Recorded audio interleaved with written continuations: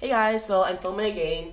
It's actually Monday, November 12th, but I'm filming two videos today because I don't know if I have a chance to do a video tomorrow. Also, I'll talk about what I did this weekend. So, this weekend I did the usuals. I'm not going to talk about it. I went to Gangnam, I went to Itaewon. It was actually my first time at Itaewon, and it was, was it my first time?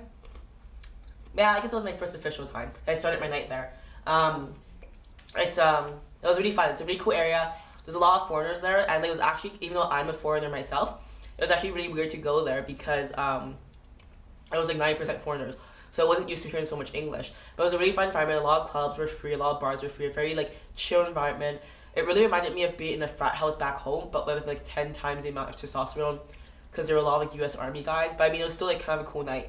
But nothing too exciting about that. But I did want to talk about my weekend when I went to Changdeokgung Palace, which is near Anguk Station.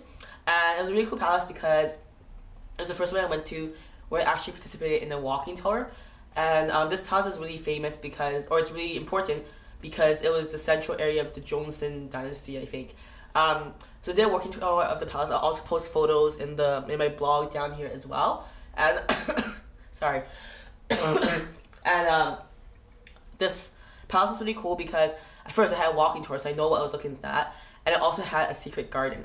So in this palace, I think you pay 5,000 won to get into a palace, and then you pay extra 3,000 won to get into the secret garden. And you can't always go to the secret garden because it only allows X number of people during a certain time of day. So we got to go in, and then I went through like a group, so it was actually free the whole time.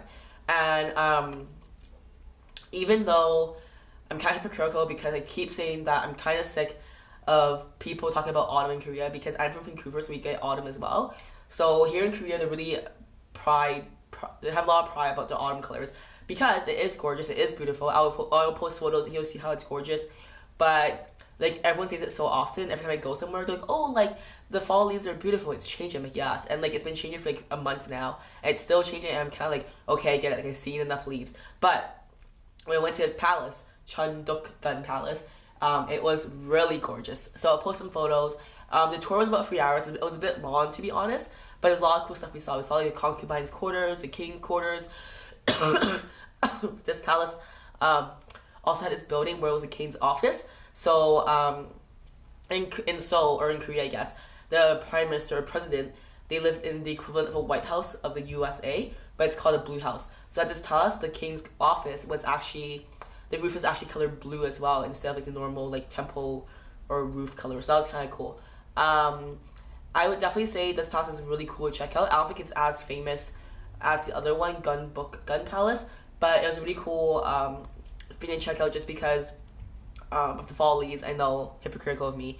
And it also had like a lot of like nice areas to walk to, and it was just really gorgeous. And also the day I went, it also wasn't too busy, and then also a lot of people dressed up. I don't really know why.